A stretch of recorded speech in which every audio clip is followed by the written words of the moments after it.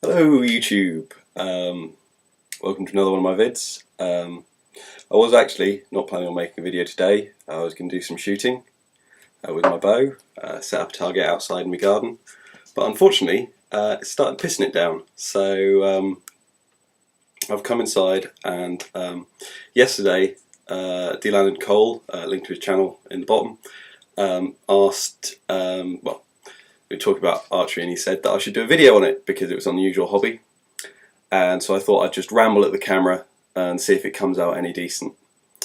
And I thought I'd just begin with why I love archery. Archery for me is just one of the things that really makes me feel serene.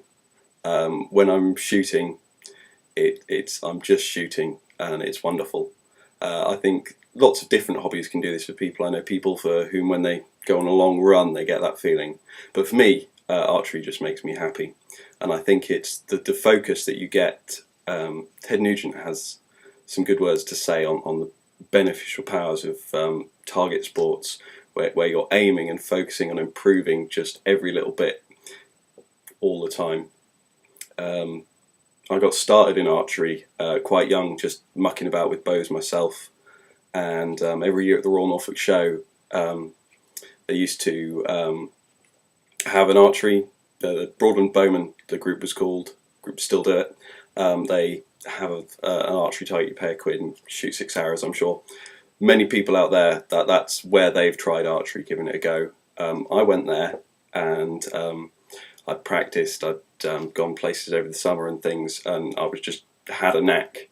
And so they let me try out some of their posher bows, asked which club I belonged to, and when I said I didn't belong to one, they invited me to join theirs, and that's how I really got into field archery. I was, I don't know, about 15, 16, but I've always loved archery, and I really got into it. I got into field archery. There are several different sorts of archery. I'm sure if you watch the Olympics you saw Olympic archery. There's also different compound archers, and there's indoor, just standing in a line shooting at a target archery. But I don't really find that fun. What I find fun is shooting at variable targets over variable distances outdoors, because I like being outdoors, and so that's why I love field archery. I'll link to the two main official bodies in the UK for field archery. And when I say field archery, I think I just rambled on about a little bit of its description, but it is designed to recreate hunting, because bow hunting is illegal in the UK, and it is a set of, usually you shoot a course of maybe a score or so of targets, and they are at distances you don't know, in a patch of woodland, up and down slopes, in and out of light, and that makes shooting a lot harder to judge the distance accurately, and it brings in a lot more skill into stuff other than just repeating your actions, which is a key of accuracy in archery, is to repeat your actions exactly the same, so you can get reliable accuracy. And so I might as well just go through some of the equipment that I have with me now. This is known as a bracer, and it's a bit of leather that you use to protect your arm from string slap. I haven't hit my arm with the string for years, but I still wear it. It's just a psychological thing, and it's very, very pretty.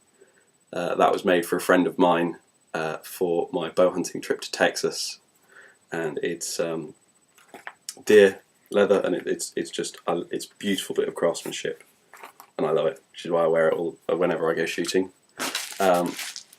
And that you'll find that very useful when you're a beginner, because until you get good form you'll probably hit your arm a fair bit, and it bloody hurts, especially if you're shooting a high weight bow like I am.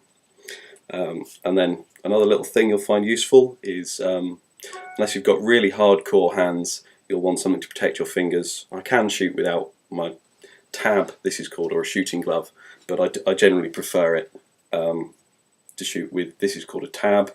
I've just modified it a little, cut down. You can see it's fairly well used because it's actually curved to the shape of my fingers and hand. It's just a bit of leather, slips on over your middle finger, It's got what's called a spacer to stop you pinching the string, which is also important on high weight bows, and even more important the shorter your bow gets, because of the angle that the string comes in will be tighter and tighter, and it'll pinch your hands and your arrow will fly off, because you don't actually hold on to the arrow, you pull back the string and the arrow should rest naturally on it. So talking of arrows, I've got 2 sorts with me up in Manchester. I've got a few more back home in Norfolk. This one here is what I normally shoot with. It's a Carbon Express Heritage 250, which means it's a carbon fibre shaft, mechanically made and mechanically spined to be consistent within known tolerances. It's tough, it's very modern, it's not something that you'd see very much amongst traditional shooters in field archery. But I got into carbon arrows for my hunting trip, and I actually really like them, just because they are so consistent, and for me right now they're what I practice with, because I'm practicing as if I were hunting and I would hunt with Carbon Express. I am, however, a lover of traditional wooden arrows. This is Port Orford cedar, also known as Lawson cypress, I think.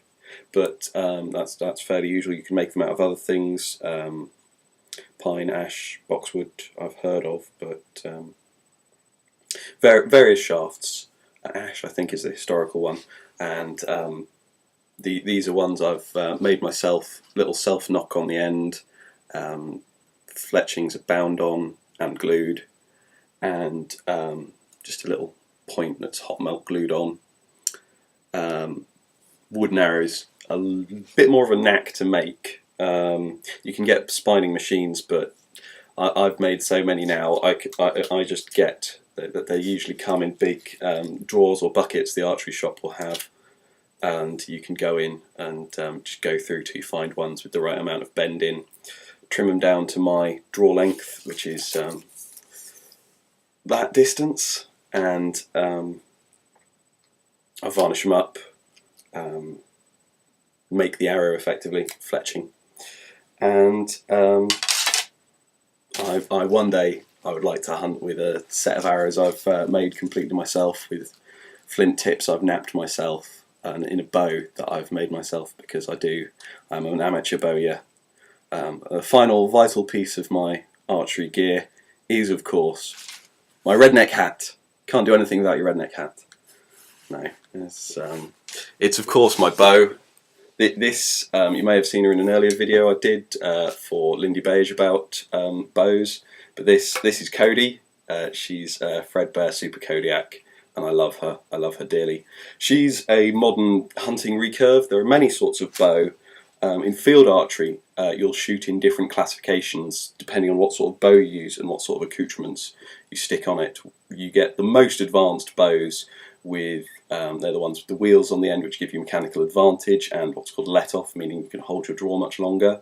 You have sights, stabilizers, that would be the most advanced, and then you get down to English longbow, which is a D-curve belly, which means it's round and fat, a very inefficient actual design in terms of transferring power, and you only shoot that with traditional arrows. It's very traditional, that classification, and it's great fun. I shoot English longbow in Victorian style mostly. I'm working on a warbow, and I'm sorry I'm using terms which will be incomprehensible to most of you, but if you have questions, ask in the comments, and I'll try and ramble. This is just because, as I said, Deland and Cole said I want to do archery, and it's raining outside and I can't go out and shoot, and so I thought I'd come in and ramble about it. I hope you've found this interesting. I'll finish off talking about my bow. I've just got 30 seconds left. This is a bow designed for hunting. It's with it I'm accurate to around about 20 yards when I'm in practice. At the moment, because of space limitations, I'm only out to about 8 yards accuracy, but not bad. I don't practice nearly as much as I should, and as soon as it stops raining, I'm going to go practice some more. Bye YouTube.